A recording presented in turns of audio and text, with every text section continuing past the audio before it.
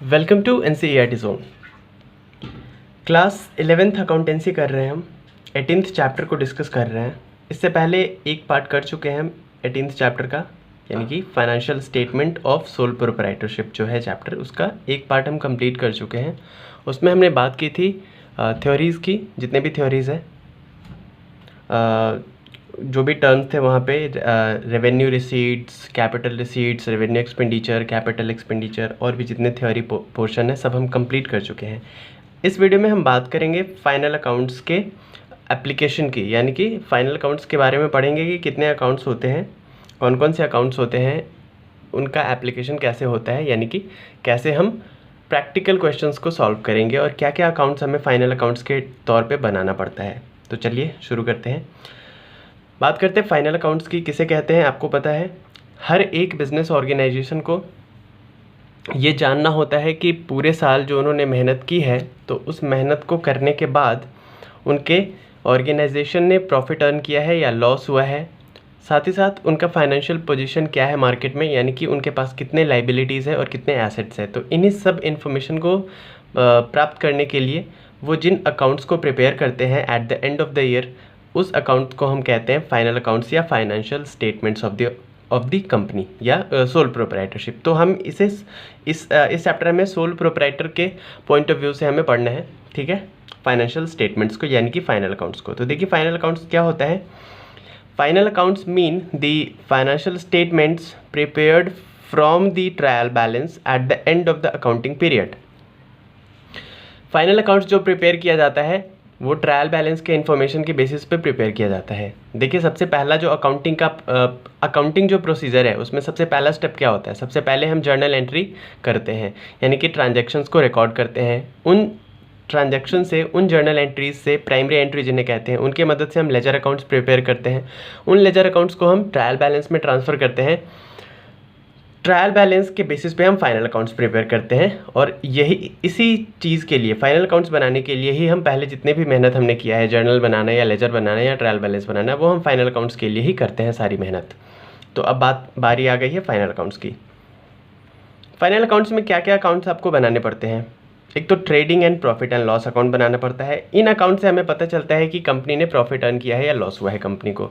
उसके अलावा balance sheet बनाना पड़ता है। बैलेंस शीट से हमें पता चलता है कि कंपनी के पास कितने एसेट्स है या ऑर्गेनाइजेशन के पास कितने एसेट्स है और कितने लाइबिलिटीज़ है। तो trading and profit and loss account को हम कहते हैं इनकम स्टेटमेंट। बैलेंस शीट को हम कहते हैं पोजीशन स्टेटमेंट। इनका दूसरा नाम है ये, तो याद रखिएगा, ठीक है। Trading and profit and loss account को इनकम स्टेटमेंट भी कहते हैं, बैलेंस शीट को पोजीशन स्टेटमेंट भी कहते हैं, क्योंकि trading and profit and loss account से हमें इनकम का पता चलता है, प्रॉफिट का पता चलता है, लॉस का पता चलता है। वैसे ही बैलेंस शीट से हमें अपने मार्केट पोजीशन का पता चलता है कि हमारे पास कितने एसेट्स है, कितनी लाइबिलिटीज़ है और हम मार्केट में कहाँ पर स्टैंड करते हैं। क्लियर है? ओके, तो सबसे पहले हम बात करेंगे एक एक करके सबकी। तो पहले बात करते हैं इनकम स्टेटमेंट की। इनकम स्टेटमेंट क्या होता है, क्लियर है? तो देखिए income statement is a summary of accounts that affects the profit and loss of an enterprise. Income statement एक समरी होता है अकाउंट्स का, जिनमें हम वैसे अकाउंट्स को दिखाते हैं इनकम स्टेटमेंट्स में जो हमारे प्रॉफिट या लॉस को अफेक्ट करता है। क्लियर है? जैसे रेंट अकाउंट हो गया, सैलरी अकाउंट हो गई, वेजेस हो गया, ये सब हमारे प्रॉफिट या लॉस पे अफेक्ट डालते हैं ना। अगर ज़्यादा रेंट देना पड़ा तो हमारी प्रॉफिट कम होगी, कम रेंट देना पड़ा तो मतलब प्रॉफिट ऑब्वियस सी बात है ज़्यादा होगी। तो ये जितने भी अकाउंट्स इस तरह के होते हैं जो कि हमारे प्रॉफिट एंड लॉस को अफेक्ट करते हैं, उनको हम दिखाते हैं इनकम स्टेटमेंट में। इनकम स्टेटमेंट, अब देखिए, accounts that increases the profit are shown on the credit side of account. ठीक है, देखिए मान लीजिए ये आपका इनकम स्टेटमेंट है, ठीक है, ये आपका इनकम स्टेटमेंट है, ये डेबिट साइड है और ये क्रेडिट साइड है। तो ऐसे अकाउंट्स जो कि आपके प्रॉफिट को इंक्रीज करते हैं वो आप क्रेडिट साइड में दिखाते हो, और जिनसे लॉस होता है, ठीक है, जो प्रॉफिट को डिक्रीज़ करते हैं, उनको डेबिट साइड में दिखाते हैं। आगे चल के डिटेल में डिस्कस करेंगे इस चीज़ को। अभी बस फिलहाल इतना ध्यान रखिए कि इनकम स्टेटमेंट में, चाहे वो ट्रेडिंग अकाउंट हो, चाहे वो प्रॉफिट एंड लॉस अकाउंट हो, जितने भी प्रॉफिट को इंक्रीज़ करने वाले आइटम्स होंगे, जैसे आपने रेंट रिसीव किया, राइट, आपके पास कोई बिल्डिंग है और आपने रेंट लिया किसी और से, तो इससे आपका इनकम बढ़ेगा, प्रॉफिट बढ़ेगा।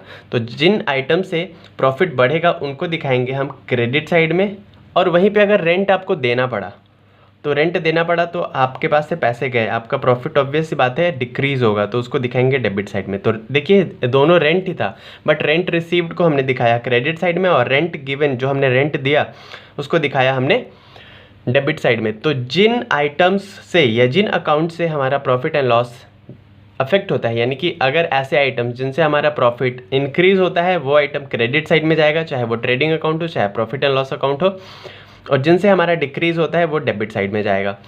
अभी कुछ और डिफरेंसेस हैं जिनके वजह से जिनके बाद आपको पता चलेगा कि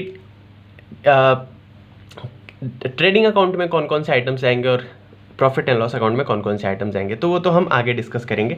अभी फ़िलहाल आपको इतना ध्यान रखना है कि इनकम स्टेटमेंट ऐसे एक समरी होता है जिनमें हम ऐसे अकाउंट्स को दिखाते हैं या जो हमारे प्रॉफिट एंड लॉस को अफेक्ट करता है। जिन अकाउंट्स के वजह से हमारा प्रॉफिट इंक्रीज़ होता है उसको इनकम स्टेटमेंट के क्रेडिट साइड में दिखाते हैं, और जिससे डिक्रीज़ होता है उसको डेबिट साइड में दिखाते हैं। क्लियर है? इनकम स्टेटमेंट के दो पार्ट्स हैं, ठीक है। कितने पार्ट्स हैं? दो पार्ट्स हैं। एक तो है ट्रेडिंग अकाउंट और दूसरा है प्रॉफिट एंड लॉस अकाउंट, ठीक है। कौन कौन से? ट्रेडिंग अकाउंट और प्रॉफिट एंड लॉस अकाउंट। अब देखते हैं ट्रेडिंग अकाउंट किसे कहते हैं और प्रॉफिट एंड लॉस अकाउंट किसे कहते हैं। देखिए, ट्रेडिंग अकाउंट को बनाने के पीछे मकसद होता है, ट्रेडिंग अकाउंट से हमें पता चलता है ग्रॉस प्रॉफिट या ग्रॉस लॉस का। क्लियर है? क्या पता चलता है? एंड प्रोडक्ट जो बाई एंड रिजल्ट आता है ट्रेडिंग अकाउंट को बनाने से, वो पता चलता है कि ग्रॉस प्रॉफिट कितना हुआ या ग्रॉस लॉस कितना हुआ। वैसे ही प्रॉफिट एंड लॉस अकाउंट की वजह से हमें पता चलता है कि नेट प्रॉफिट कितना हुआ या नेट लॉस कितना हुआ। क्लियर है? तो इस बात को ध्यान में रखिए कि ट्रेडिंग अकाउंट बनाने के बाद हमें पता चलता है ग्रॉस प्रॉफिट कितना हुआ या ग्रॉस लॉस कितना हुआ। Same profit and loss account बनाने के बाद हमें पता चलता है नेट प्रॉफिट कितना हुआ है या नेट लॉस कितना हुआ है। अब एक एक करके हम इन सबको डिस्कस करेंगे।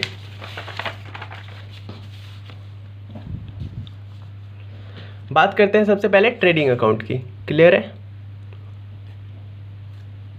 क्योंकि तीन फाइनल अकाउंट्स के बारे में बात करना है, trading account, profit and loss account and balance sheet. तो सबसे पहले बात करेंगे हम इस वीडियो में बात करेंगे ट्रेडिंग अकाउंट की, इसके नेक्स्ट वीडियो में बात करेंगे प्रॉफिट एंड लॉस अकाउंट की, एंड उसके आगे वाले वीडियो में बात करेंगे बैलेंस शीट की। तो चलिए बात करते हैं ट्रेडिंग अकाउंट की, जो कि फाइनल अकाउंट्स का पहला अकाउंट जो हम बनाने जा रहे हैं वो है ट्रेडिंग अकाउंट। बहुत अच्छे से पढ़ना है आपको, बहुत ईजिली समझाऊंगा मैं और आई होप आपको समझ में आ जाएगा।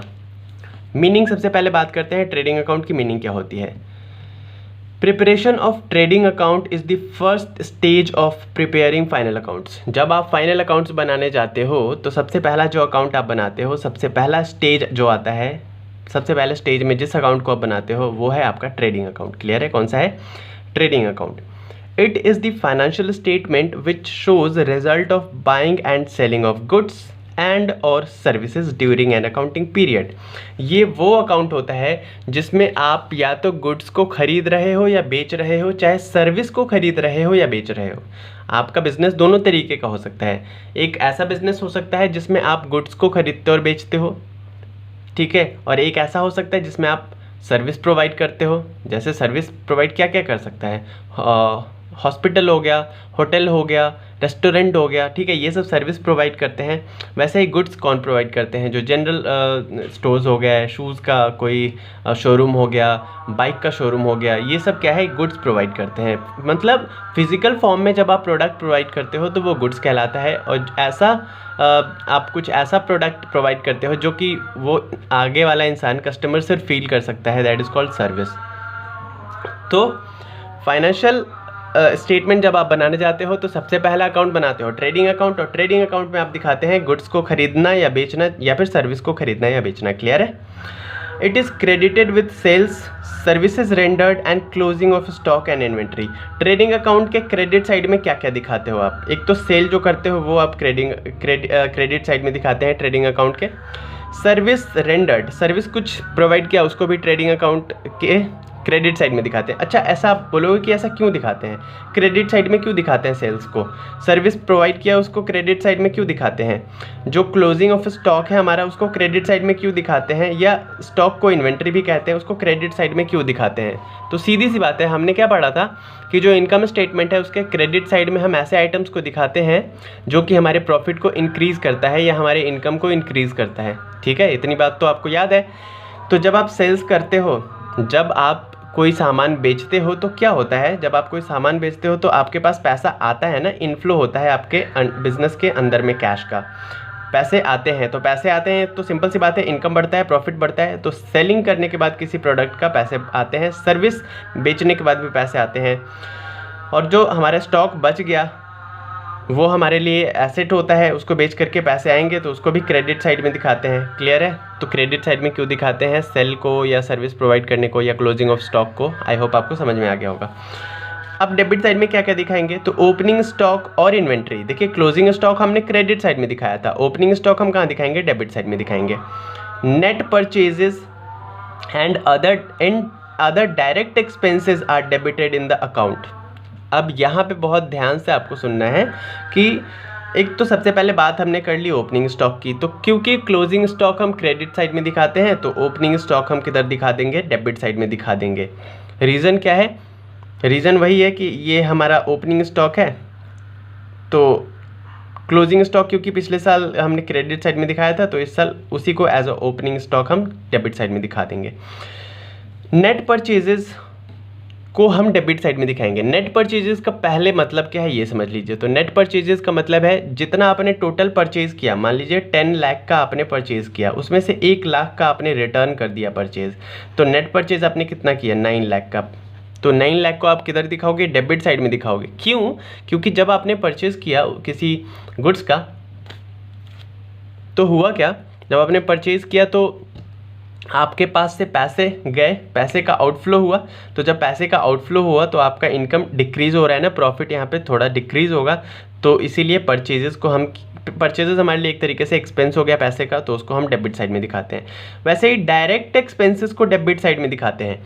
अब यहाँ पे गौर करने वाली बात है कि ट्रेडिंग अकाउंट के एक्सपेंस साइड में सिर्फ डायरेक्ट एक्सपेंसेस को दिखाया जाता है, इनडायरेक्ट एक्सपेंसेस को प्रॉफिट एंड लॉस अकाउंट के डेबिट में दिखाया जाता है। सबसे जो इम्पॉर्टेंट बात है, आपको पता चलेगा जितने आइटम्स आपके सामने आएंगे, जितने अकाउंट्स आपके सामने आएंगे, और आप तब कंफ्यूज रहोगे कि ट्रेडिंग अकाउंट में कौन से एक्सपेंसेस को दिखाए और प्रॉफिट एंड लॉस अकाउंट में कौन से एक्सपेंसेस को दिखाए, वैसे ही ट्रेडिंग अकाउंट में कौन से इनकम्स को दिखाए और प्रॉफिट एंड लॉस अकाउंट में कौन से इनकम्स को दिखाए। तो उसके लिए बहुत ही सिंपल और बहुत ही एक जो रामबाण कहते हैं ना, वो मैं आपको बता रहा हूँ कि इस ट्रिक से आपको बिल्कुल क्लियर हो जाएगा। तो जितने डायरेक्ट एक्सपेंसेस होंगे या डायरेक्ट इनकम्स होंगे वो जाएगा आपके ट्रेडिंग अकाउंट के डेबिट साइड में या क्रेडिट साइड में। ठीक है, एक्सपेंसेस है डायरेक्ट तो डेबिट साइड में जाएगा, और इनकम्स है डायरेक्ट तो वो क्रेडिट साइड में जाएंगे। वैसे ही इनडायरेक्ट एक्सपेंसेस जाएंगे प्रॉफिट एंड लॉस अकाउंट के डेबिट साइड में, और इनडायरेक्ट इनकम्स जाएंगे प्रॉफिट एंड लॉस अकाउंट के क्रेडिट साइड में। ओके ओके, तो अब बात करते हैं डायरेक्ट एक्सपेंस होता क्या है। तो देखिए, जब आप कोई बिजनेस शुरू करते हो तो आपके पास दो चीज़ें होती है, एक तो होती है फैक्ट्री, क्या होती है, फैक्ट्री, और दूसरा होता है आपका ऑफिस, क्या होता है, ऑफिस। तो फैक्ट्री में क्या करते हो, आप अपने मैन्युफैक्चरिंग से रिलेटेड काम करते हो। फॉर एग्जांपल, आपके पास एक गारमेंट मैन्युफैक्चरिंग प्लांट है, ठीक है, जहाँ पे आप कपड़े बनाने का काम करते हो। तो कपड़ा जो बनाते हैं आप, उसका मैन्युफैक्चरिंग तो फैक्ट्री में होता है। तो फैक्ट्री में क्या क्या चीज़ें आप लेकर आते हो, रॉ मटेरियल्स परचेज करते हो, फैक्ट्री का रेंट देते हो, फैक्ट्री का टैक्स देते हो, फैक्ट्री से में जो वर्कर्स काम करते हैं उनका वेजेस देते हो। तो सीधी सी बात समझ लीजिए कि प्रोडक्ट के मैन्युफैक्चरिंग पे जितने एक्सपेंसेस होते हैं उनको हम कहते हैं डायरेक्ट एक्सपेंसेस। किसी और लैंग्वेज में समझे तो फैक्ट्री से रिलेटेड जितने खर्चे होंगे ना, फैक्ट्री में जितने खर्चे आपके हो जाएंगे प्रोडक्ट को बनाने तक, रॉ मटेरियल से लेकर के फिनिश्ड गुड्स को तैयार करने तक जितने भी खर्चे हो जाएंगे कहाँ पे, फैक्ट्री में, वो आपका हो जाएगा डायरेक्ट एक्सपेंस। क्या, डायरेक्ट एक्सपेंस।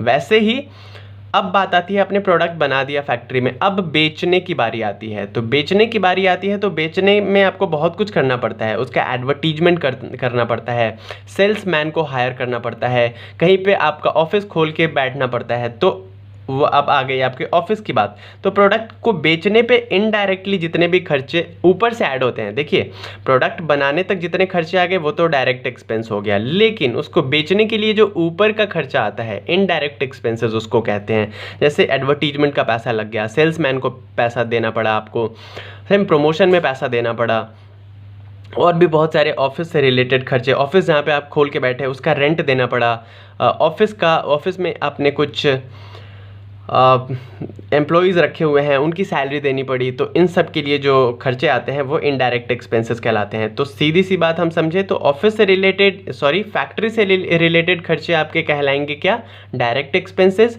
वैसे ही ऑफिस से रिलेटेड आपके एक्सपेंसेस कहलाएंगे इनडायरेक्ट एक्सपेंसेस। तो डायरेक्ट एक्सपेंसेस यानी फैक्ट्री से रिलेटेड एक्सपेंसेस जाएंगे ट्रेडिंग अकाउंट में, और इनडायरेक्ट एक्सपेंसेस यानी कि ऑफिस से रिलेटेड एक्सपेंसेस जाएंगे आपके कहाँ पे, प्रॉफिट एंड लॉस अकाउंट में। तो आई होप आपको समझ में आ गया होगा, अब क्लियर हो गया होगा। तो इतनी छोटी सी बात को आपको दिमाग में रखना है कि फैक्ट्री से रिलेटेड खर्चे आपके डायरेक्ट एक्सपेंसेस एंड उसको भेजोगे आप ट्रेडिंग अकाउंट में, प्रॉफिट एंड लॉस अकाउंट से रिलेटेड खर्चे आपके हो गए इनडायरेक्ट एक्सपेंसेस और उसको आप भेजोगे कहाँ पे, प्रॉफिट एंड लॉस अकाउंट के डेबिट साइड में। ओके, सेम जाएगा इनकम के साथ भी। तो डायरेक्ट इनकम्स आप भेज दोगे ट्रेडिंग अकाउंट के क्रेडिट साइड में, और इनडायरेक्ट एक्सपेंसेस आप इनकम्स आप भेजोगे प्रॉफिट एंड लॉस अकाउंट के क्रेडिट साइड में। तो आई होप आपको समझ में आ गया होगा, बाकी बात करेंगे जब हम प्रॉफिट एंड लॉस अकाउंट पढ़ेंगे तब।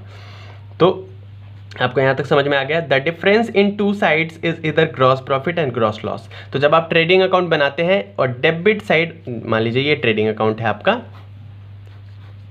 ये आपका ट्रेडिंग अकाउंट है, ये डेबिट साइड है, ये क्रेडिट साइड है। जितने भी डायरेक्ट एक्सपेंसेस आए आपने इधर भेज दिया और जितने भी डायरेक्ट इनकम्स आए आपने इसको क्रेडिट साइड में भेज दिया।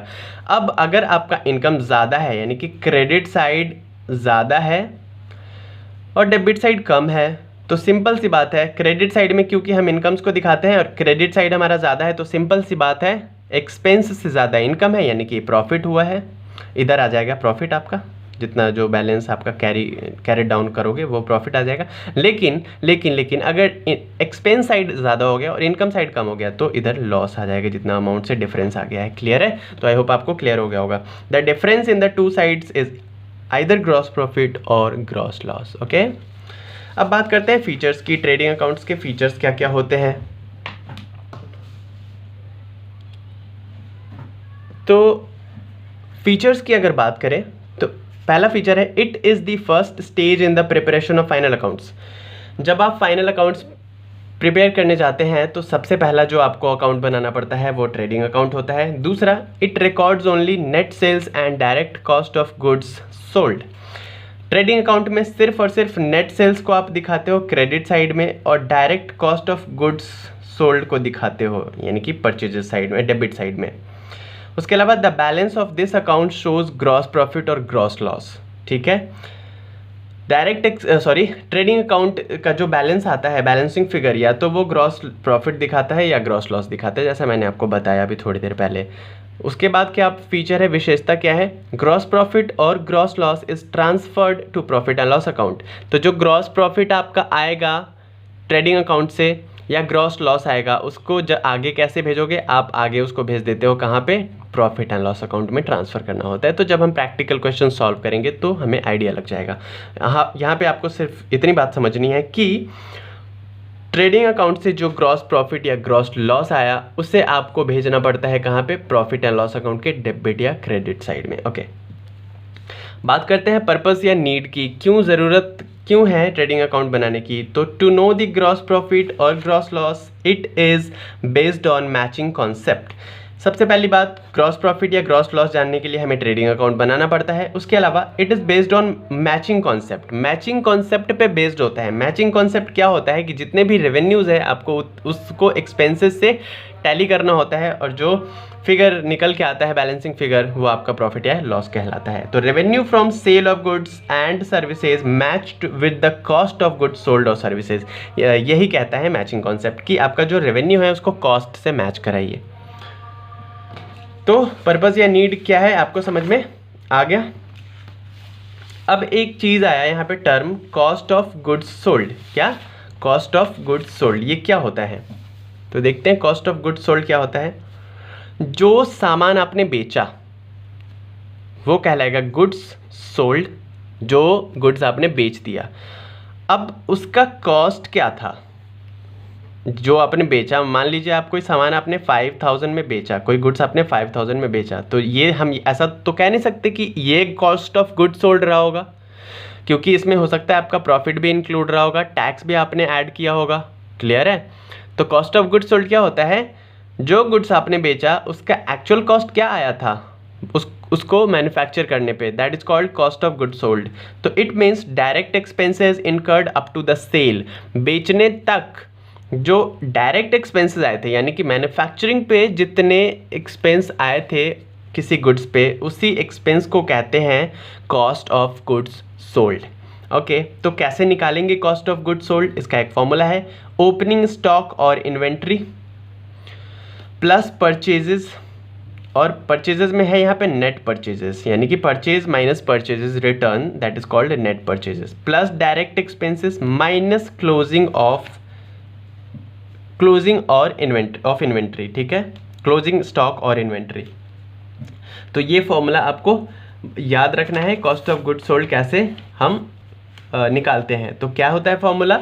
Opening stock or inventory plus net purchases plus direct expenses minus closing stock or inventory. Opening stock का मतलब हो गया कि जो साल के शुरुआत में आपके पास जितना स्टॉक था वो स्टॉक उसमें ऐड कर दोगे आप जितना आपने एक्स्ट्रा परचेज किया। मान लीजिए पहले से आपके पास 10,000 का स्टॉक था। ओके, उसके बाद आपने नेट परचेज किया, वो किया, चलिए आपने परचेज किया 10,000 का और परचेज रिटर्न कर दिया 2,000 का, तो नेट परचेज कितना आएगा? 10,000 माइनस 2,000, क्योंकि जो रिटर्न कर दिया उसको तो परचेज हम कंसिडर करेंगे नहीं, तो 8,000 का एक्स्ट्रा आपने परचेज किया नेट परचेजेस, तो इसको ऐड कर दिया प्लस डायरेक्ट एक्सपेंसेस। उसके पास जो फैक्ट्री से रिलेटेड खर्चे आपके आ गए वो आपके आगे मान लीजिए 1,000 रुपये, तो वो ऐड कर दिया, और साल के अंत में आपका क्लोजिंग स्टॉक बचा हुआ है मान लीजिए 3,000 का। तो कॉस्ट ऑफ गुड्स सोल्ड कितना हो गया? 10,000 प्लस 8,000 प्लस 1,000, यानी कि 19,000 माइनस 3,000। तो कॉस्ट ऑफ गुड्स सोल्ड कितना आ गया? 16,000। तो इस तरीके से कॉस्ट ऑफ गुड्स सोल्ड हम निकाल लेंगे। आई होप ये क्लियर हो गया होगा। अब आगे बढ़ते हैं। हाँ, कुछ आइटम्स होते हैं जो कि ट्रेडिंग अकाउंट में हम दिखाते हैं डेबिट साइड में और क्रेडिट साइड में। तो क्या क्या आइटम्स होते हैं उनको हम एक एक करके डिस्कस कर लेते हैं। ठीक है, तो देखिए कंटेंट्स, ठीक है, कंटेंट्स, राइट, कंटेंट्स और items shown in trading account. क्या क्या कंटेंट्स है और क्या क्या आइटम्स हैं जिनको हम दिखाते हैं ट्रेडिंग अकाउंट में। तो ट्रेडिंग अकाउंट के दो साइड होंगे, एक तो डेबिट साइड होगा, दूसरा क्रेडिट साइड होगा। तो डेबिट साइड में क्या दिखाएंगे, क्रेडिट साइड में क्या दिखाएंगे, एक एक करके डिस्कस करते हैं। तो सबसे पहला, entries items shown on the debit side of the trading account. Debit side में क्या क्या आइटम्स हम दिखाएंगे? तो देखिए सबसे पहला जो आइटम दिखाएंगे वो दिखाएंगे ट्रेडिंग अकाउंट के डेबिट साइड में। और डेबिट साइड में सबसे पहले दिखाते क्या है वो तो आपको पता होना चाहिए। तो डायरेक्ट एक्सपेंसेस को दिखाते हैं, ओपनिंग स्टॉक को दिखाते हैं, परचेजेस को दिखाते हैं। क्लियर है? तो ओपनिंग स्टॉक और इन्वेंट्री को सबसे पहले हम दिखाएंगे ट्रेडिंग अकाउंट में। तो मान लीजिए अगर आप 2020 में अकाउंटिंग कर रहे हैं तो 2019 का जो क्लोजिंग स्टॉक रहा होगा वही 2020 के लिए ओपनिंग स्टॉक बन जाएगा। क्लियर है? और 2020 का जो क्लोजिंग स्टॉक आएगा वो 2021 के लिए ओपनिंग स्टॉक बन जाएगा, और जो 2021 का क्लोजिंग स्टॉक आएगा वो 2020 के लिए ओपनिंग स्टॉक बन जाएगा। तो पिछले साल का क्लोजिंग स्टॉक इज इस साल का ओपनिंग स्टॉक। इस बात को आप याद रखिए, ध्यान रखिए। क्लियर है? तो सबसे पहला आइटम जो दिखाएंगे हम डेबिट साइड में ट्रेडिंग अकाउंट के वो है ओपनिंग स्टॉक या इन्वेंट्री। होता क्या है, it is closing stock or inventory of the previous year, है ना। प्रीवियस ईयर का जो क्लोजिंग स्टॉक है वही इस साल का ओपनिंग स्टॉक है। ओके,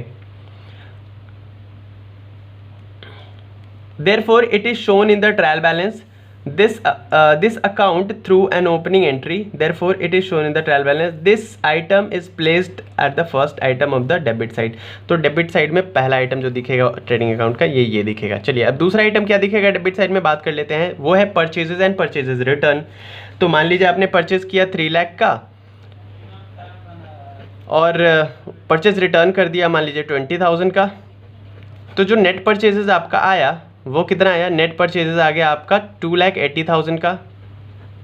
तो ये 2,80,000 आपका सेकंड नंबर पे आप दिखाओगे ट्रेडिंग अकाउंट के परचेजेस के तौर पे। तीसरा आइटम क्या दिखेगा, तीसरा आइटम दिखेगा आपका अच्छा हाँ, परचेजेस रिटर्न के अलावा भी कुछ आइटम्स है जिसको हम परचेज कंसिडर नहीं करते हैं। एक तो परचेजेस हो गया, ठीक है, इसके अलावा भी कुछ आइटम्स है जिनको हम परचेजेस कंसिडर नहीं करते हैं। वो क्या क्या आइटम्स है, तो हम लिख देते हैं besides purchases return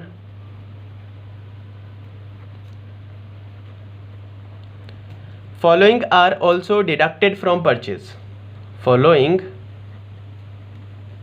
are also deducted from purchases. तो देखिए परचेज में से जैसे परचेज रिटर्न को हमने माइनस कर दिया, वैसे ही कुछ और आइटम्स होते हैं जिनको हम माइनस कर देते हैं, उनको परचेजेस हम कंसिडर नहीं करते हैं। वो क्या क्या आइटम्स है, तो पहला हो गया goods taken by the proprietor for his personal use.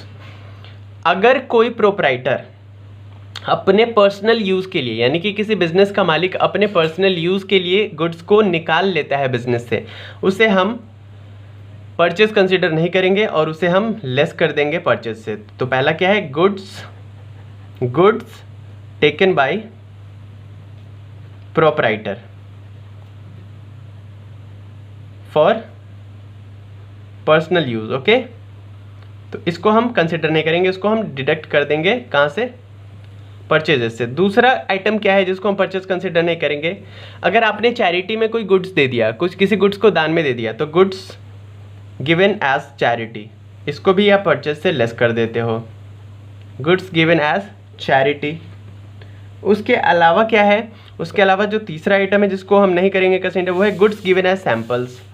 Goods given as samples, ये भी आपका फ्री में दे दिया आपने सैंपल के तौर पे लोगों को टेस्ट करने के लिए, तो ये भी आपका क्या कहलाएगा, परचेजेस नहीं कहलाएगा, परचेज से इसको लेस करना पड़ेगा। एक बात ध्यान देने वाली बात है कि जब आप गुड्स परचेज करते हो तो अभी टर्म आ गया है जीएसटी का, है ना, तो चाहे वो कोई भी जीएसटी हो, सीजीएसटी हो, एसजीएसटी हो या आईजीएसटी हो, ये जो आप गुड्स परचेज करते हो उसके डायरेक्ट कॉस्ट में ये नहीं जोड़ता है, इसके लिए हम अलग से अकाउंट बनाते हैं जीएसटी के लिए। तो सिंपल सी बात आपको समझनी है कि जब आप गुड्स परचेजेस करते हो तो उसके डायरेक्ट कॉस्ट पे ये टैक्सेस नहीं इंक्लूड होते हैं, इनके लिए हम अलग से जीएसटी अकाउंट हैंडल करते हैं। ओके, अब अगर ये होता क्या है कि it should be noted that GST, चाहे वो कोई भी जीएसटी हो, paid on these goods, that is input GST, is reversed, meaning input GST account is credited. देखिए जब आप जीएसटी आपने परचेज किया, आपने गुड्स परचेज किया, ठीक है, तो उस पर आपने जीएसटी भी पेड किया, तो जीएसटी जो आपने पे किया गवर्नमेंट को, that is called input GST, input GST. और तब आपने क्या कर दिया, अपने जीएसटी अकाउंट को डेबिट कर दिया। ओके, लेकिन जब ये चीज़ें हो गई, आपने गुड्स को सैंपल में दे दिया, चैरिटी में दे दिया या पर्सनल यूज़ के लिए निकाल लिया, तो इसमें क्या करना पड़ता है, आपका जो जीएसटी होता है ना वो रिवर्स हो जाता है, तो तब आप अपने जीएसटी अकाउंट को क्रेडिट कर देते हो। तो इन केसेस में जीएसटी रिवर्स हो जाता है और आप अपने जीएसटी अकाउंट को क्रेडिट कर देते हो, इस बात को ध्यान में रखिएगा। ओके, अब परचेज से रिलेटेड कुछ और बात कर लेते हैं क्लैरिफाई करने के लिए कि क्या क्या चीज़ें हैं परचेज से रिलेटेड। तो कुछ बातें हैं, पहला देखिए, पहले नंबर पे purchase includes both credit and purchase of credit and cash. तो परचेज कैसा भी हो सकता है, क्रेडिट परचेज भी हो सकता है और कैश परचेज भी हो सकता है। तो कोई भी तरह का परचेज हो वो आप दिखाओगे डेबिट साइड में ट्रेडिंग अकाउंट के। दूसरी बात क्या है, purchase of assets such as plant, furniture, stationery are not debited to purchases account. ठीक है, क्योंकि आपने फिक्स्ड एसेट्स खरीदा, आपका फैक्ट्री है कपड़े प्रोड्यूस करने का, आपने उसके लिए मशीनरी खरीद लिया या ऑफिस के लिए एसी खरीद लिया या कंप्यूटर खरीद लिया, तो ये तो गुड्स है नहीं, ये एसेट्स है आपके लिए, है ना।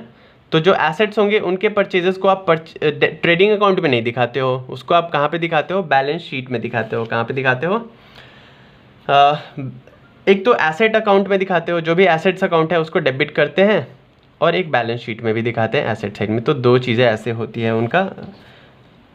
तो क्या समझ में आया? फिक्स्ड एसेट जो खरीदेंगे वो ट्रेडिंग अकाउंट के डेबिट साइड में नहीं दिखाएंगे। उनको क्या करना है, उनके साथ क्या करता है, रिस्पेक्टिव जो एसेट अकाउंट होते हैं उनको डेबिट कर देते हैं, क्योंकि ये गुड्स नहीं है, ये एसेट्स है। तीसरी चीज़ क्या है, जीएसटी जो होता है paid, that is input GST, जब ऑन द गुड्स और other items is debited to separate accounts titled as input CGST account या इनपुट एसजीएसटी अकाउंट या input IGST account, because it can be set off against GST collected.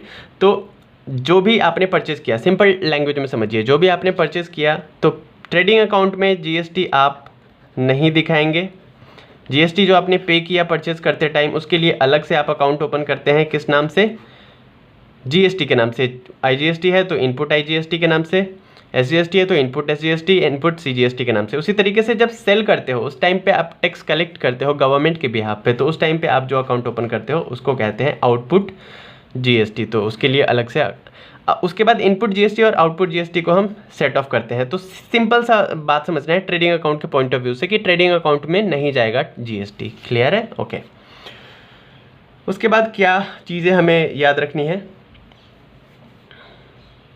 Goods जो proprietor अपने personal use के लिए निकाल लेता है उसको कहते हैं हम ड्राइंग। क्या कहते हैं? ड्राइंग। उसको सेल नहीं मानते हैं क्योंकि उससे हमारा कुछ फ़ायदा होता नहीं है। प्रोप्राइटर ने अपने यूज़ के लिए निकाल लिया गुड्स को, तो वो कहलाएगा ड्राइंग। ओके। तो ड्राइंग जो होता है, ड्राइंग अकाउंट के नाम से हम एक नया अकाउंट ओपन करते हैं।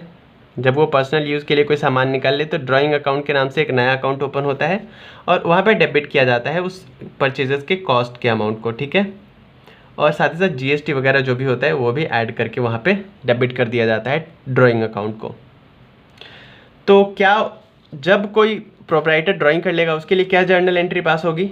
तो जर्नल एंट्री हो जाएगी ड्राइंग के लिए, फॉर ड्राइंग बाय प्रोप्राइटर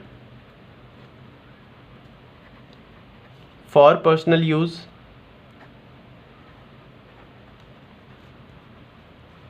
क्या हो जाएगा जर्नल एंट्री? जर्नल एंट्री हो जाएगा ड्राइंग्स अकाउंट डेबिट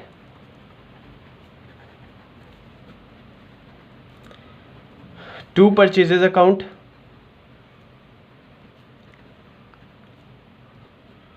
टू जो भी जीएसटी रहेगा टू जीएसटी अकाउंट। वो जीएसटी कुछ भी हो सकता है, सीजीएसटी, एसजीएसटी या आईजीएसटी। तो जो भी रहेगा वो आप लिख दोगे। वैसे ही गुड्स को आपने चैरिटी के तौर पे दे दिया तो उसके लिए भी सेम यही आप जर्नल एंट्री कर देते हो, बस ड्राइंग की जगह पे लिख देते हो charity account debit to purchases account to GST account, same. ठीक है। ओके। तो आई होप आपको समझ में आ गया होगा।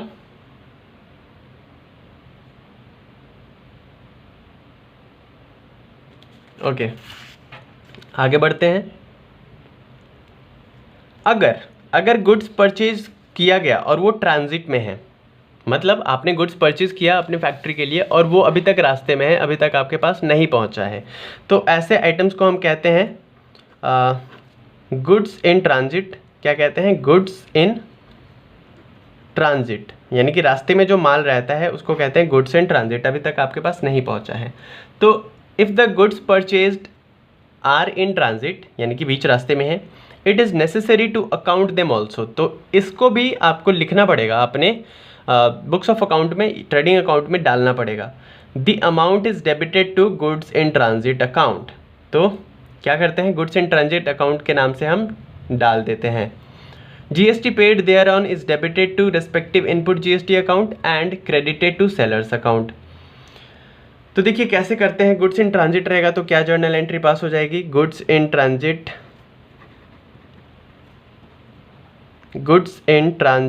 Account debit. अब जो भी जीएसटी आपका लगा, तो इनपुट जीएसटी है, आईजीएसटी है, सीजीएसटी, एसजीएसटी, कुछ भी, तो इनपुट, मैं सीधा जीएसटी लिखता हूँ, तीनों में से जो भी होगा आप लिख दीजिएगा, या तो CGST SGST होगा या फिर IGST होगा, क्योंकि CGST और SGST दोनों लगता है एक साथ, और IGST इंटर स्टेट ट्रांजेक्शन पे लगता है। तो कुछ भी हो सकता है, CGST, SGST या IGST। इसको भी डेबिट करते हैं टू जो भी क्रेडिटर्स है, सन्ड्री क्रेडिटर्स जिनसे आपने ख़रीदा है, सन्ड्री क्रेडिटर्स अकाउंट को क्रेडिट कर देते हैं। क्लियर है? तो ये गुड्स इन ट्रांजिट का जर्नल एंट्री होगा। एक और याद रखने वाली चीज़ क्या है कि अगर कोई गुड्स आपने परचेज किया last days of the year, यानी कि साल खत्म होने वाला है उसके कुछ दिन पहले आपने वो खरीद लिया, also received may not have been accounted as purchases. ठीक है, such purchases should be accounted as purchases while GST paid should be accounted as input GST। तो अगर आपने लास्ट डे पे भी खरीदा है और अपने अकाउंट में मेंशन नहीं किया है तो आपको करना चाहिए, और उसको करने के लिए जैसा ये जर्नल एंट्रीज होती आ रही है वैसे ही जर्नल एंट्रीज हम करेंगे। ओके, तो लास्ट डेज में भी आपने खरीदा है उस एंट्री को भी आपको दिखाना चाहिए अपने अकाउंट्स में। उसके अलावा एडजस्टेड परचेजेस की बात करते हैं। एडजस्टेड परचेजेस ये क्या होता है? देखिए, अगर आपको अभी क्लियर नहीं समझ में आ रहा है तो बिल्कुल टेंशन मत लीजिए। जब हम अकाउंट्स हैंडल करेंगे, जब हम अकाउंट्स प्रैक्टिकली सॉल्व करेंगे, तब आपको ये बात धीरे धीरे समझ में आने लगेगी कि मैं ऐसा क्यों बोल रहा था। क्लियर है? ऐसा ये सब देख के घबराइए मत, बस आप देखते रहिए वीडियो को। एडजस्टेड परचेजेस का क्या मतलब है? Closing stock or inventory is normally given outside the trial balance. जो आपका क्लोजिंग स्टॉक या इन्वेंट्री होता है ना, वो नॉर्मली ट्रायल बैलेंस के बाहर दिया गया रहता है। क्वेश्चन जब आपका आएगा तो ट्रायल बैलेंस के बाहर दिया गया होगा एज एन एडजस्टमेंट। एडजस्टमेंट के तौर पे आपको बोलेगा कि एडजस्टमेंट करके लिखिए। ठीक है, it means adjustment for closing stock or inventory is not yet made. यानी कि ट्रायल बैलेंस के बाहर जब एज ए स्टेट एडजस्टमेंट के तौर पे आपका दिया गया रहेगा वो क्लोजिंग स्टॉक, तो आपको इसका मतलब ये होगा कि वो अभी तक एडजस्ट किया नहीं गया है, आपको करना है। Okay, it is also possible that adjustment entry for closing stock is passed in the books of account. As a result, closing stock stand adjusted against opening stock or purchases. Okay, so when opening stock or closing stock are adjusted against purchases in the books of account, the journal entry is passed. तो journal entry pass क्या होगी? जब adjustment आपका करना पड़ेगा opening stock और closing stock को। तो देखिए, अगर ओपनिंग स्टॉक को एडजस्ट करना है तो पहला एंट्री हम लिखते हैं for adjustment of opening stock. Opening stock को एडजस्ट करने के लिए क्या जर्नल एंट्री होगी? वो होगी परचेजेज अकाउंट डेबिट करोगे आप,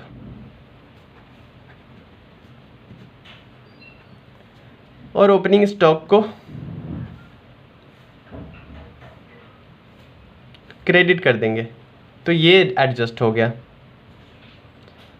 ओपनिंग स्टॉक को अगर एडजस्ट करना है तो purchases account debit to opening stock, ये हो गया। बी अगर बात करें for adjustment of closing stock, अगर क्लोजिंग स्टॉक को एडजस्ट करना है तो for adjustment of closing stock,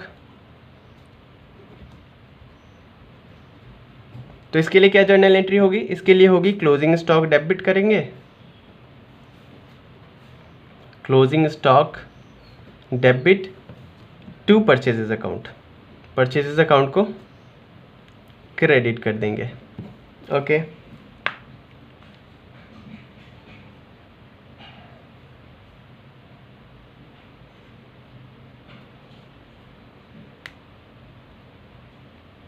ठीक है। तो जब ये एंट्रीज पास हम कर देंगे, ठीक है, तो ओपनिंग स्टॉक जो होगा उसमें कुछ बैलेंस अब बाकी रह नहीं जाएगा, तो ये ट्रायल बैलेंस में शो नहीं होगा। ठीक है, अब आ जाएगा हमारे क्लोजिंग स्टॉक। तो एडजस्टेड परचेजेस अकाउंट जो होगा, क्लोजिंग स्टॉक, ये होगा ट्रायल बैलेंस के अब अंदर हम शो करेंगे। तो पहले जो बाहर था उसको हमने एडजस्ट कर दिया, अब ट्रायल बैलेंस के अंदर वो शो होगा। उसके अलावा एडजस्टेड परचेजेस का जो अकाउंट में जो बैलेंस आया, ठीक है, ट्रेडिंग अकाउंट में, तो ये जो क्लोजिंग स्टॉक जो है ये आपका एसेट साइड में बैलेंस शीट के भी दिखेगा। तो देखिए, सिंपल सी बात समझिए कि जब क्लोजिंग स्टॉक ट्रायल बैलेंस के अंदर है, इसका मतलब हम समझेंगे कि एडजस्टमेंट हो चुका है और वो दिखेगा सिर्फ बैलेंस शीट के एसेट साइड में, यानी कि अकाउंट में हम दिखा चुके हैं। लेकिन अगर जब क्लोजिंग स्टॉक का बैलेंस ट्रायल बैलेंस के बाहर है तो वो दोनों जगह दिखाना पड़ेगा आपको, ट्रेडिंग अकाउंट में भी दिखाना पड़ेगा और बैलेंस शीट में भी दिखाना पड़ेगा। ये बात आप ध्यान में रखिए। एडजस्टेड परचेज का एक फॉर्मूला होता है, वो लिख लीजिए। एडजस्टेड परचेजेस आप कैसे निकालते हो, तो देखिए एडजस्टेड परचेजेस जब निकाले को बोला जाए एग्जाम में तो क्या लिखोगे? Adjusted purchases is equal to opening stock, opening stock plus purchases minus closing stock. Okay, तो ये हो गया फॉर्मूला एडजस्टेड परचेजेस का। अब और क्या चीज़ें हैं जो हमें ट्रेडिंग अकाउंट के डेबिट साइड में दिखाना पड़ता है? तीसरा, तो पहला आपने क्या क्या देखा, क्या क्या दिखाना पड़ता है हमें ट्रेडिंग अकाउंट के डेबिट साइड में? एक तो हमें दिखाना पड़ता है जो हमारा ओपनिंग स्टॉक है या इन्वेंट्री है। दूसरा परचेज या परचेजेस रिटर्न, और परचेज या परचेज से रिलेटेड बहुत सारे इन्फॉर्मेशन हमने डिस्कस किया कि किस चीज़ को हम परचेज मानेंगे, किसको परचेज नहीं मानेंगे, और परचेज से क्या क्या चीज़ें हम लेस करेंगे। उसके अलावा क्लोजिंग स्टॉक के बारे में भी हमने बात करा। अब बात करते हैं तीसरा आइटम क्या है, तो वो है डायरेक्ट एक्सपेंसेस। तो जितने भी डायरेक्ट एक्सपेंसेस हैं वो भी आप ट्रेडिंग अकाउंट के डेबिट साइड में दिखाओगे। और क्या होता है, फैक्ट्री से रिलेटेड जितने एक्सपेंसेस है वो हम दिखा देंगे ट्रेडिंग अकाउंट के डेबिट साइड में। क्या क्या हो सकता है, तो पहला कैरेज या फ्रेट ऑन कार्टेज इनवर्ड्स। तो कैरेज अगर दिया हो यानी कि कोई भाड़ा है, और फ्रेट भी जिसे कहते हैं, कोई रॉ मटेरियल आपने फैक्ट्री तक लेके आए और उसके लिए कैरेज या फ्रेट देना पड़ा। और कार्टेज इनवर्ड्स भी इसको कहते हैं, कार्टेज इनवर्ड्स। तो फैक्ट्री तक जो चीज़ें चल के आई उसके लिए जो भाड़ा देना पड़ा आपको, जो कार्टेज फ्रेट या कैरेज देना पड़ा, वो डायरेक्ट एक्सपेंस होता है और वो आप ट्रेडिंग अकाउंट के डेबिट साइड में दिखाते हो। और डायरेक्ट एक्सपेंस क्या क्या हो सकता है? वेजेस, वर्कर्स काम कर रहे हैं आपके फैक्ट्री में, उसके लिए आपको वेजेस देना पड़ेगा, ये भी डायरेक्ट एक्सपेंसेस है। उसके अलावा क्या है? तीसरा पावर, पावर का मतलब है इलेक्ट्रिसिटी पे जो खर्चा आ रहा है फैक्ट्री के, वो भी डायरेक्ट एक्सपेंसेस हैं। उसके अलावा फैक्ट्री का जो रेंट हो गया, तो फैक्ट्री रेंट हम लिख देंगे, ये भी आपका डायरेक्ट एक्सपेंसेस है। उसके अलावा duty on purchases, duty on purchases, आपने इंपोर्ट किया मान लीजिए कोई सामान और आपका कस्टम ड्यूटी लग गया या कुछ ऐसा ड्यूटी लग गया, हाँ टैक्स लग गया, वो भी आपका डायरेक्ट एक्सपेंसेस है। उसके अलावा क्या हो सकता है? जो रॉयल्टीज़ है, रॉयल्टीज़ किसी के प्रॉपर्टी को यूज़ करने के लिए उससे अनुमति लेनी पड़ती है और इसके लिए वो रॉयल्टी मांगता है, तो वो भी आपका डायरेक्ट एक्सपेंसेस है। उसके अलावा और क्या हो सकता है? जो ठीक है, कंज्यूमेबल स्टोर्स यहाँ पे हो जाएगा। कंज्यूमेबल स्टोर्स का मतलब हो गया कि जैसे इंजन ऑयल हो गया, जो आपके मशीन में यूज़ आप करते हैं फैक्ट्री के मशीन में, इंजन ऑयल हो गया, सॉफ्ट सोप हो गया जो मशीन पे आपका खर्चा होता है, ऑयल हो गया, ऑयल ग्रीस हो गया, है ना। तो ये सब जो आपका मशीन वगैरह के मेंटेनेंस में जो खर्चा आ गया, ये सब भी फैक्ट्री के मशीन वगैरह के, तो ये सब, ये जितने आइटम्स है ये सब आपका दिखेगा डेबिट साइड में। किसके? ट्रेडिंग अकाउंट के। ओके, हाँ ठीक है। अब देखिए ये जो कंज्यूमेबल स्टोर्स था, तो एक टर्म यहाँ पे आता है कि stores consumed during the year. मान लीजिए आपने मशीन को मेंटेन करने के लिए कुछ कंज्यूमेबल स्टोर्स रखा था, ऑयल रखा था, ग्रीस रखा था एंड वगैरह वगैरह, ठीक है। इस तो आपको कैसे पता चलेगा कि एक साल में कितना कंज्यूम हो गया? तो उसके लिए एक फॉर्मूला आता है, इसको कहते हैं stores consumed, stores consumed during the year, during the year. एक साल में कितना स्टोर्स कंज्यूम हो गया? तो जो ओपनिंग बैलेंस रहा होगा उस स्टोर का, ओपनिंग बैलेंस प्लस जितना आपने खरीदा होगा उस साल में, नेट परचेजेस, और जितना बचा है लास्ट ईयर के एंड में, दैट इज़ क्लोजिंग बैलेंस। तो इससे आपका पता चल जाएगा कि कितना पहले से था, कितना आपने खरीदा और कितना बचा रह गया। तो इससे आपका निकल जाएगा कि एक साल में कितना खर्च हो गया। ओके, तो ये तो थी बात क्रेडिट डेबिट साइड में क्या क्या दिखाएंगे आइटम्स। अब बात करते हैं क्रेडिट साइड में क्या दिखाएंगे। On the credit side of trading account, तो हमें पता है ट्रेडिंग अकाउंट के डेबिट साइड में ऐसे आइटम्स को दिखाते हैं जो कि हमारे प्रॉफिट को डिक्रीज करता था, लेकिन क्रेडिट साइड में ऐसे आइटम्स को दिखाएंगे जो प्रॉफिट को इंक्रीज करेगा। तो देखिए पहला जो दिखाएंगे वो सेल्स एंड सेल्स रिटर्न, यानी कि नेट सेल्स।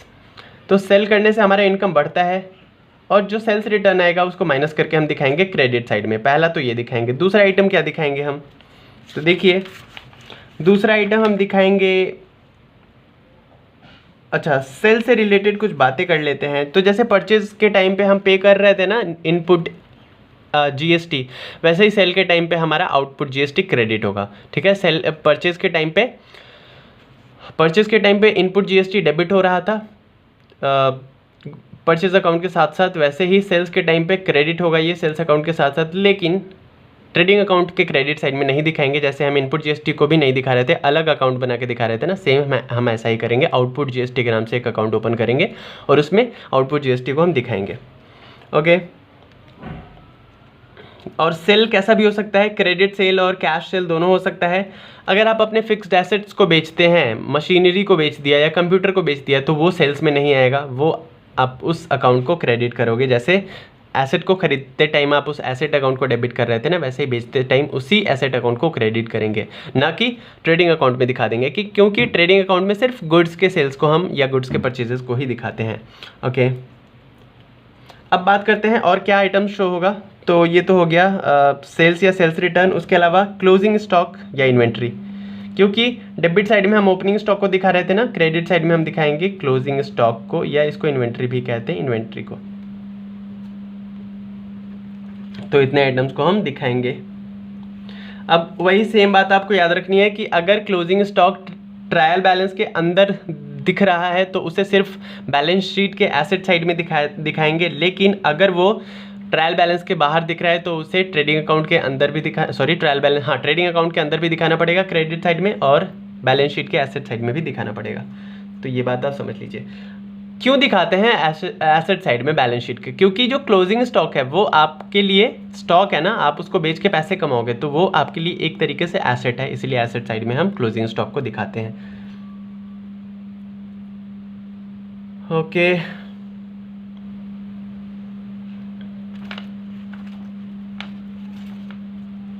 अब बात करते हैं बैलेंसिंग ऑफ ट्रेडिंग अकाउंट की। कैसे बैलेंस करेंगे ट्रेडिंग अकाउंट को। तो ट्रेडिंग अकाउंट को बैलेंस करने के बाद हमें क्या पता चलता है, हमें पता है कि या तो ग्रॉस प्रॉफिट पता चलेगा या ग्रॉस लॉस पता चलेगा। तो डेबिट साइड में क्या क्या आइटम्स जाएंगे, क्रेडिट साइड में क्या क्या आइटम्स जाएंगे, ये हमें पता चल गया। अब दोनों साइड को हम जब टैली करेंगे तो हमारा निकल के आएगा बैलेंसिंग फिगर।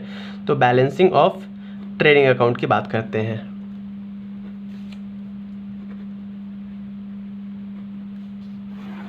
तो देखिए या तो ग्रॉस प्रॉफिट निकल के आएगा या ग्रॉस लॉस। अब ये कैसे आएगा, तो देखिए मैंने बताया था, मान लीजिए ये आपका ट्रेडिंग अकाउंट है। तो ट्रेडिंग अकाउंट का जब डेबिट साइड और क्रेडिट साइड, तो डेबिट साइड में एक्सपेंसेस दिखाते हैं, क्रेडिट साइड में हम इनकम्स दिखाते हैं। तो हमें पता है कि जब इनकम ज़्यादा होगा यानी कि क्रेडिट साइड ज़्यादा होगा तो कंपनी को होगा प्रॉफिट। तो प्रॉफिट ये ज़्यादा हो गया, मान लीजिए ये इधर आ गया आपका 10 लाख और इधर आ गया आपका 8 लाख।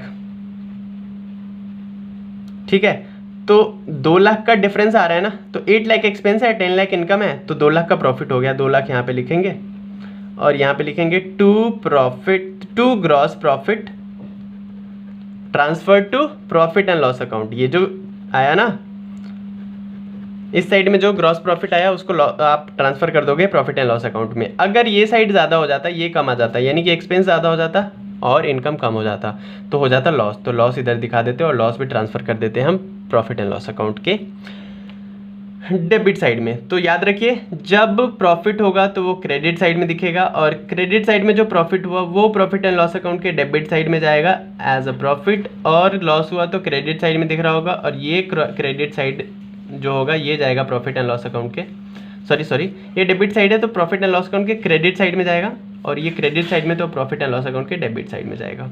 ओके,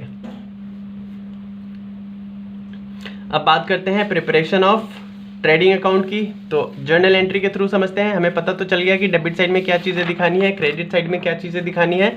अब एक एक करके हम जर्नल एंट्री के थ्रू पास कर लेते हैं। तो क्लोजिंग एंट्री देखिए, डेबिट साइड में क्या क्या जाएगा, trading account debit to opening stock to purchases account to direct expenses, यही चीज़ें तो हमें दिखानी है डेबिट साइड में ट्रेडिंग अकाउंट के। क्रेडिट साइड में क्या क्या चीज़ें जाएगी, क्रेडिट साइड में जाएगी sales account closing stock to trading account, तो क्रेडिट साइड में ये चीज़ें चली गई। अब जो बैलेंसिंग फिगर आएगा या तो आएगा ग्रॉस प्रॉफिट या ग्रॉस लॉस। तो अगर ग्रॉस प्रॉफिट आया है तो trading account debit to profit and loss account, अगर ग्रॉस लॉस आया है तो profit and loss account debit to trading account. ऐसा क्यों होता है, थ्योरेटिकली भी समझ लीजिए कि ग्रॉस प्रॉफिट है तो प्रॉफिट कहाँ जाता है, क्रेडिट साइड में जाता है ना, तो प्रॉफिट एंड लॉस अकाउंट को क्रेडिट कर देंगे। अगर लॉस है तो लॉस कहाँ जाता है, डेबिट साइड में, तो प्रॉफिट एंड लॉस अकाउंट के डेबिट साइड में ट्रांसफर कर देंगे लॉस को। ओके, तो ये तो रही जर्नल एंट्रीज की बात। अगर आप चाहते हो तो स्क्रीनशॉट इसका ले सकते हो या नोट कर सकते हो। अब मैंने क्वेश्चन लिया है, क्वेश्चन के थ्रू हम समझेंगे, ठीक है। उससे पहले हम बात कर लेते हैं फॉर्मेट की। ट्रेडिंग अकाउंट की फॉर्मेट क्या होती है, स्पेसिमेन। तो ये देखिए, ये ट्रेडिंग अकाउंट का फॉर्मेट है debit credit particulars amount. Debit side में क्या क्या चीज़ें जाएंगी, डेबिट साइड में तो पहला मैंने बताया था ओपनिंग स्टॉक जाएगा, परचेजेस जाएगा, अगर परचेजेस रिटर्न है तो हम लेस कर देंगे और नेट अमाउंट यहाँ पे आएगा। वेजेस या सैलरी फैक्ट्री से रिलेटेड, डायरेक्ट एक्सपेंसेस और जितने भी है रेंट टैक्स वगैरह, ये कैरेज इनवर्ड्स आएगा, फ्रैट एंड कार्टेज आ जाएगा, फैक्ट्री पावर एंड फ्यूल आ जाएगा। उसके अलावा क्रेडिट साइड में क्या क्या आएगा, सेल्स आएगा, अगर सेल्स रिटर्न है तो लेस कर देंगे, रिटर्न इनवर्ड्स भी कहते हैं सेल्स रिटर्न को। नेट अमाउंट यहाँ पे आ जाएगा। स्क्रैप सेल्स का मतलब है कि अगर कोई एसेट आपने सॉरी कोई स्क्रैप सेल्स का मतलब है कि कोई आइटम आपका बचा था, गुड्स बचा था स्क्रैप को, और उसको आपने बेच दिया, तो ये आपका यहाँ पे आ जाएगा। उसके अलावा क्लोजिंग स्टॉक है, क्लोजिंग स्टॉक को भी क्रेडिट साइड में दिखाते हैं। एबनॉर्मल लॉस अगर हो गया स्टॉक पे, ठीक है, by abnormal loss of stock, ये भी आपका दिख जाएगा किधर, इधर दिख जाएगा क्रेडिट साइड में। उसके अलावा और क्या दिखेगा, अब आ जाती है बात बैलेंसिंग फिगर की। तो अगर क्रेडिट साइड ज़्यादा है तो ये साइड कम होगा, तो जो बैलेंसिंग अमाउंट आएगा वो यहाँ पे आएगा टू ग्रॉस प्रॉफिट CD, जैसे हम टू बैलेंस CD कहते हैं ना, कैरेट डाउन, वैसे ही। और इसको ट्रांसफर करेंगे कहाँ, प्रॉफिट एंड लॉस अकाउंट के क्रेडिट साइड में, अगर प्रॉफिट हुआ है, ग्रॉस प्रॉफिट हुआ है तो। अगर ये साइड बड़ा है यानी कि एक्सपेंसेस ज़्यादा है और इनकम्स कम है, तो ये आ जाएगा बैलेंसिंग फिगर, ये हो जाएगा two by gross loss CD, ठीक है। और ये ट्रांसफ़र करेंगे प्रॉफिट एंड लॉस अकाउंट के डेबिट साइड में। ओके, तो ये थी स्पेसिमेन की बात, और क्या क्या आइटम्स आते हैं, कैसे बैलेंसिंग फिगर होता है और कैसे ट्रांसफ़र करना होता है, ये हमें पता चल गया। अब क्वेश्चन मैंने लिया है, क्वेश्चन पढ़ते हैं। क्वेश्चन है, prepare trading account for the year ended 31 March 2020 from the following balances. 31 March 2020 को ईयर एंड हो रहा है, उस पर आपको ट्रेडिंग अकाउंट बनाना है। आइटम्स आपके सामने गिवन है, आइटम्स क्या क्या है वो देख लीजिए। तो आइटम है स्टॉक 1 अप्रैल 2019, क्योंकि 1 अप्रैल लिखा हुआ है तो हम क्या मानेंगे, ये ओपनिंग स्टॉक है, राइट, ये ओपनिंग स्टॉक है। और ओपनिंग स्टॉक किधर जाता है, ट्रेडिंग अकाउंट के डेबिट साइड में जाता है, याद रखिए, साथ साथ हम डिस्कस करते चलते हैं। उसके अलावा वेजेस है 50,000 का, ट्रेडिंग अकाउंट के किधर, डेबिट साइड में, क्योंकि एक्सपेंस है। सेल्स और ये रिटर्न इनवर्ड्स, आपने सेल्स किया और सेल्स रिटर्न आ गया, तो सेल्स माइनस सेल्स रिटर्न कर देंगे, और जो एग्जैक्ट नेट अमाउंट आएगा वो किधर जाएगा, किधर, क्रेडिट साइड में, बिल्कुल। उसके अलावा परचेज आपने किया 10 लाख का, और रिटर्न आउटवर्ड हो गया, यानी कि परचेज रिटर्न कर दिया 80,000 का, तो ये माइनस ये नेट परचेज किधर जाएगा, डेबिट साइड में। ओके, और फ्रेट है, ये भी जाएगा डेबिट साइड में, एक्सपेंस है। तो अब बात कर लेते हैं। उसके अलावा क्या है, एडजस्टमेंट में कुछ दिया गया है। Closing stock as on 31 March 2020 was valued at 2 lakh. आपको कह रहा है, एक्स्ट्रा इन्फॉर्मेशन आपके पास है कि क्लोजिंग स्टॉक जो आया 31 मार्च 2020 को वो है 2 लाख का। तो क्लोजिंग स्टॉक किधर दिखाते हैं, हमें पता है किधर दिखाते हैं, ट्रेडिंग अकाउंट के क्रेडिट साइड में, क्योंकि ये देखिए ये ट्रायल बैलेंस है और ट्रायल बैलेंस के बाहर दिया गया है आपका ये इन्फॉर्मेशन, तो क्लोजिंग स्टॉक को आप ट्रेडिंग अकाउंट के अंदर लाके दिखाओगे। क्लियर है। ऑल्सो पास दी क्लोजिंग एंट्री। अब क्लोजिंग एंट्री भी आपको पास करने के लिए बोल रहा है। तो सबसे पहले मैं क्लोजिंग एंट्री पास करता हूँ। एंट्री जर्नल एंट्री पास करेंगे, उसके अलावा उसके बाद हम ट्रेडिंग अकाउंट बनाएंगे। तो क्वेश्चन साथ ही साथ लेके चलते हैं। देखिए सबसे पहले इन्फॉर्मेशन है ओपनिंग स्टॉक है 1 लाख का।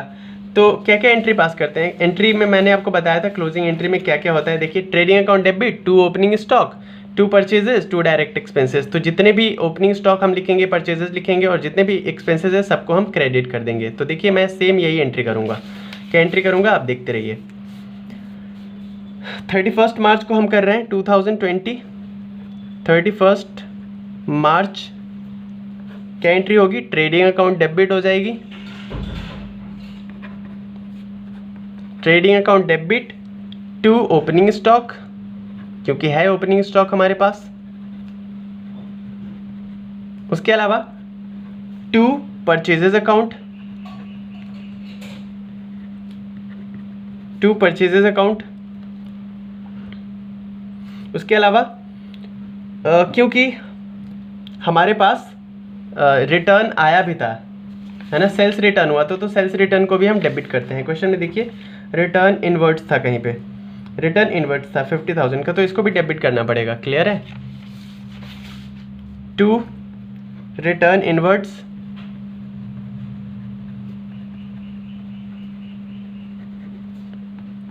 2 वेजेस, 2 और क्या था, कैरेज इनवर्ट्स, जितने भी फैक्टर से रिलेटेड खर्चे हैं या जितने भी हमारे डायरेक्ट एक्सपेंसेस हैं। 2 फ्रेट। अब देखिए क्या क्या था हमारे पास।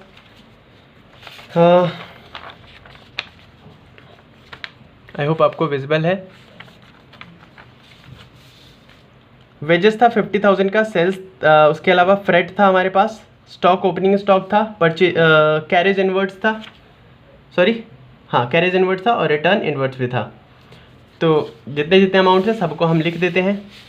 ओपनिंग स्टॉक हमारे कितने का था, ओपनिंग स्टॉक था हमारा 1 लाख का, तो 1 लाख लिख देंगे।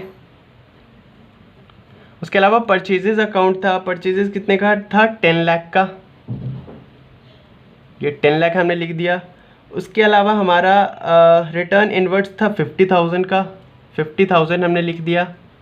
उसके अलावा वेजेस था हमारा 50,000 का, तो वेजेस भी लिख दिया 50,000। उसके अलावा कैरेज इनवर्ट्स था 10,000 का, 10,000 लिख दिया। ये क्वेश्चन अगर आपको मिल नहीं रहा है तो आप पेज नंबर 18.16 पे जाइए, इलस्ट्रेशन 3 है, ठीक है। उसके अलावा फ्रेट कितने का था, फ्रेट था 5,000 का, तो 5,000 हमने लिख दिया। अब इन सब को अगर हम ऐड करें तो हमारा निकल के आएगा 12,15,000। कितना, 12,15,000। तो देखिए trading account debit, 2 purchases, 2 opening, 2 return inverts, 2 wages, 2 carriage inverts, 2 freight. तो ट्रेडिंग अकाउंट के डेबिट साइड में जितने भी जाने वाले आइटम्स थे सबको हमने यहाँ पे जर्नल एंट्री उनकी कर दी। अब क्रेडिट साइड में क्या क्या जाने वाले आइटम्स बचे हमारे पास, तो देखते हैं। क्रेडिट साइड में जाने वाले आइटम्स जो बचे हैं वो बचे हैं सेल्स, इसके अलावा रिटर्न आउटवर्ड्स, नहीं, हाँ रिटर्न आउटवर्ड्स, हाँ ठीक है, रिटर्न आउटवर्ड क्योंकि सेल्स रिटर्न है ये। उसके अलावा क्लोजिंग स्टॉक एक है नीचे, तो इसको हम दिखाएंगे। ओके, तो देखते हैं फिर से 31 मार्च को ही एंट्री क्या होगी, sales account debit, returns outward account debit to trading account. अब ये क्रेडिट साइड में जाने वाले आइटम्स आ गए। तो देखिए सेल्स कितने का था, 15,50,000 का। रिटर्न आउटवर्ड जो था वो 80,000 का था। दोनों को अगर ऐड करें तो हमारा ट्रेडिंग अकाउंट में क्रेडिट साइड में कितना जाएगा, 16,30,000। ओके, ये आइटम आ गया।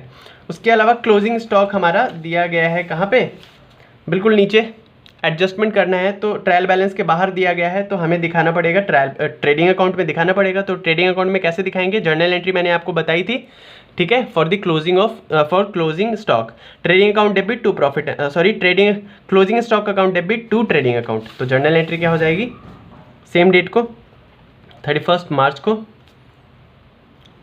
Closing stock account debit to trading account, okay, कितना 2 लाख का।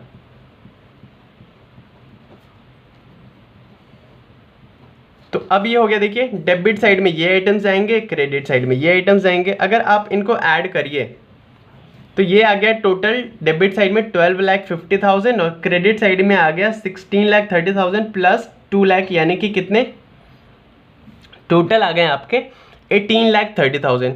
जब इनको आप लेस करोगे तो आपका जो बैलेंसिंग फिगर आएगा वो आएगा 6,15,000।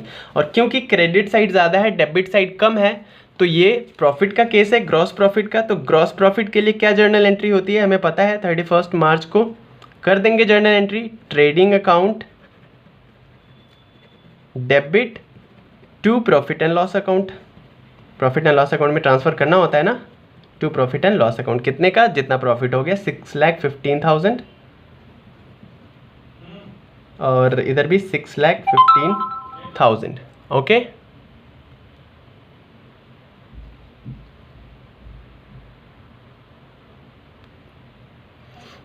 ओके अब हम बना लेते हैं हमारा ट्रेडिंग अकाउंट जो था। तो ये ट्रेडिंग अकाउंट का फॉर्मेट मैंने लिखा हुआ है इस साइड ट्रेडिंग अकाउंट का। तो जो डेबिट साइड में आने वाले आइटम्स थे उनको डेबिट साइड में, जो क्रेडिट साइड, तो डेबिट साइड में क्या क्या आने वाले थे, opening stock, purchases, return inwards, wages, carriage inwards, freight. और क्रेडिट साइड में क्या क्या जाने वाला था, सेल्स, रिटर्न आउटवर्ड्स, उसके अलावा क्लोजिंग स्टॉक, ओके। तो हम नोट कर देते हैं सीधा, जर्नल एंट्री बना लोगे तो बहुत ही ईजी हो जाएगा आपके लिए ट्रांसफ़र करना। तो डेबिट साइड में क्या क्या चला जाएगा, डेबिट साइड में चला जाएगा 2 ओपनिंग स्टॉक 1 लाख का, उसके अलावा 2 परचेजेस था आपका 10 लाख का, लेस हम कर देंगे परचेजेस रिटर्न या रिटर्न आउटवर्ड जो था, रिटर्न आउटवर्ड, तो वो था 80,000 का। नेट परचेजेस कहाँ पे आ जाएगा हमारा, नेट परचेजेस यहाँ पे आ जाएगा 9,20,000 का। उसके अलावा 2 वेजेस, देखिए जितने डायरेक्ट एक्सपेंसेस आ रहे हैं ना डेबिट साइड में, वेजेस कितना हो जाएगा 50,000। उसके अलावा 2 कैरेज इनवर्ड्स कितने का था 10,000 का। उसके अलावा क्या था 2 फ्रेट कितने का था 5,000। अब क्रेडिट साइड में क्या है, बाय सेल्स कितने का था 15,50,000 और सेल्स रिटर्न जो था हमारा यानी कि रिटर्न इनवर्ड्स, उसको लेस कर देंगे रिटर्न, सेल्स रिटर्न, तो कितने का था 50,000 का। नेट अमाउंट कितना आ जाएगा 15 लाख, ये आ जाएगा यहाँ पे। उसके बाद बाय क्लोजिंग स्टॉक 2 लाख का था, राइट।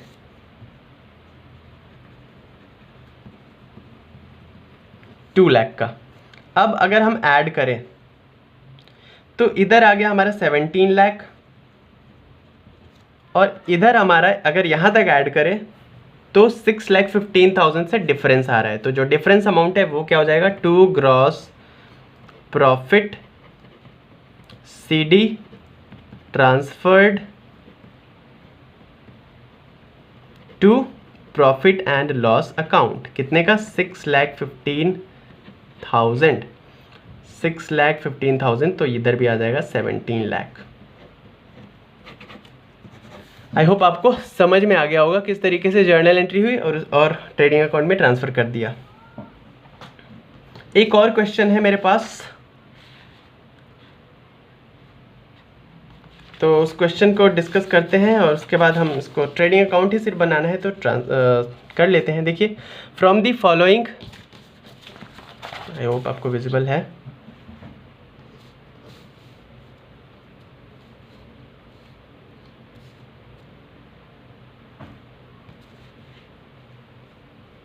ठीक है, from the following balances taken from the trial balance of a firm as on 31 March 2020 prepare the trading account.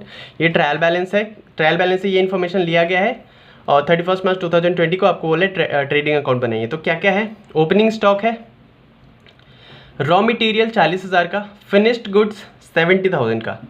तो ओपनिंग स्टॉक कुछ भी हो सकता है, रॉ मटेरियल का भी हो सकता है, फिनिश्ड गुड्स का भी हो सकता है, वर्क इन प्रोग्रेस का भी हो सकता है। तो इनको हम ऐड करके दिखाएंगे ट्रेडिंग अकाउंट के डेबिट साइड में। परचेजेस, इसको भी डेबिट साइड में दिखाएंगे। अगर परचेजेस रिटर्न है तो लेस करके दिखाएंगे ट्रेडिंग अकाउंट में। सेल्स को क्रेडिट साइड में दिखाएंगे और सेल्स रिटर्न है तो लेस करके दिखाएंगे क्रेडिट साइड में। वेजेस को दिखाएंगे डेबिट साइड में। फैक्ट्री एक्सपेंसेस को दिखाएंगे डेबिट साइड में। फ्रेट इनवर्ड्स, फ्रेट इनवर्ड्स का मतलब है फैक्ट्री से रिलेटेड खर्चा है और फ्रेट आउटवर्ड का मतलब है ये फैक्ट्री से रिलेटेड खर्चा नहीं होता है, ये ऑफिस से रिलेटेड खर्च होता है। इसको दिखाते हैं प्रॉफिट एंड लॉस अकाउंट में। तो ये अमाउंट कहीं नहीं जाएगा, फ्रेट आउटवर्ड्स का अमाउंट ये हम इसको नहीं दिखाएंगे, सिर्फ फ्रेट इनवर्ड्स का दिखाएंगे डेबिट साइड में। क्लियर है। उसके अलावा और इन्फॉर्मेशन है, at the end of the concern period the stock in at hand were. जब ये पीरियड खत्म हुआ तो स्टॉक हाथ में क्या क्या थे, रॉ मटेरियल था 35,000 का, वर्क इन प्रोग्रेस था 10,000 का और फिनिश्ड गुड्स जो था वो 55,000 का था। तो ट्रायल बैलेंस के बाहर भी कुछ इन्फॉर्मेशन है और अंदर भी है ओपनिंग स्टॉक के बारे में, और ये क्लोजिंग स्टॉक है। क्लियर है, ये क्या है, क्लोजिंग स्टॉक, ये ओपनिंग स्टॉक। तो देखते हैं कैसे प्रिपेयर करेंगे। चलिए ट्रेडिंग अकाउंट प्रिपेयर करते हैं। तो ट्रेडिंग अकाउंट में देखिए क्या क्या चीज़ें जाएंगी। सबसे पहले तो जो चीज़ें हमें सिंपली लगाना है, ओपनिंग स्टॉक वगैरह वो हम लिख देते हैं। देखिए क्वेश्चन की अगर बात करें तो ये क्वेश्चन नंबर इलस्ट्रेशन 6 है। तो 6 इलस्ट्रेशन है, आप आराम से ढूंढ सकते हो अपने टीएस ग्रेवाल के बुक में, पेज नंबर 18.18 पे। तो ओपनिंग स्टॉक में क्या क्या जाएगा देखिए, to opening stock. Opening stock में दो चीज़ें दी गई थी, एक तो रॉ मटेरियल भी था और फिनिश्ड गुड भी था, 40,000 एंड 17,000। इन दोनों को ऐड कर देंगे तो लिखेंगे रॉ मटेरियल और फिनिश्ड गुड्स 40,000 का और 70,000 का। ओके, देन परचेजेस था, टू परचेजेस के साथ, परचेजेस कितने का था, परचेजेस था 1,80,000 का। परचेजेस रिटर्न भी था, तो जो रिटर्न है उसको माइनस कर देंगे, रिटर्न को लेस कर देंगे। तो रिटर्न था 5,000 का, लेस करने के बाद आया 1,75,000। उसके बाद वेजेस थे, टू वेजेस 65,000 का। उसके बाद फैक्ट्री एक्सपेंस था, टू फैक्ट्री एक्सपेंसेस 45,000 का। उसके अलावा फ्रेट इनवर्ड्स था, टू फ्रेट इनवर्ड्स, ये कितने का था, ये था 10,000 का। उसके अलावा कुछ नहीं था डेबिट साइड में जाने वाला आइटम। ओके, अब क्रेडिट साइड में जाने वाले आइटम्स की बात कर लेते हैं। देखिए ओपनिंग स्टॉक को हमने डेबिट साइड में डाल दिया, परचेजेस को डेबिट साइड में, रिटर्न लेस करके। उसके बाद वेजेस को डेबिट साइड में डाल दिया, फैक्ट्री एक्सपेंसेस को भी डेबिट साइड में और फ्रेट इनवर्ड्स को भी डाल दिया हमने डेबिट साइड में। अब क्रेडिट में क्या जाएगा, एक तो सेल्स जाएगा, सेल्स रिटर्न को माइनस करके। ठीक है, तो लिख देते हैं बाय सेल्स कितने का था, 3,50,000। उसके बाद जो लेस करेंगे इसमें से सेल्स रिटर्न, रिटर्न कितने का था, रिटर्न था 3,000 का। तो कितना एग्जैक्ट अमाउंट आ गया, नेट अमाउंट 3,47,000। Okay, 3,47,000 right. अब क्लोजिंग स्टॉक की बारी आती है, बाय क्लोजिंग स्टॉक। तो क्लोजिंग स्टॉक में देखिए क्या क्या चीज़ें हैं। क्लोजिंग स्टॉक में रॉ मटेरियल भी है, वर्क इन प्रोग्रेस भी है, फिनिश्ड गुड्स है, तो जो भी है, लेकिन ये सारे है तो क्लोजिंग स्टॉक ही, तो सबको ऐड कर देंगे 35,000, 10,000 एंड 55,000। ठीक है, तो लिख देंगे रॉ मटेरियल कितने का था 35,000। उसके बाद वर्क इन प्रोग्रेस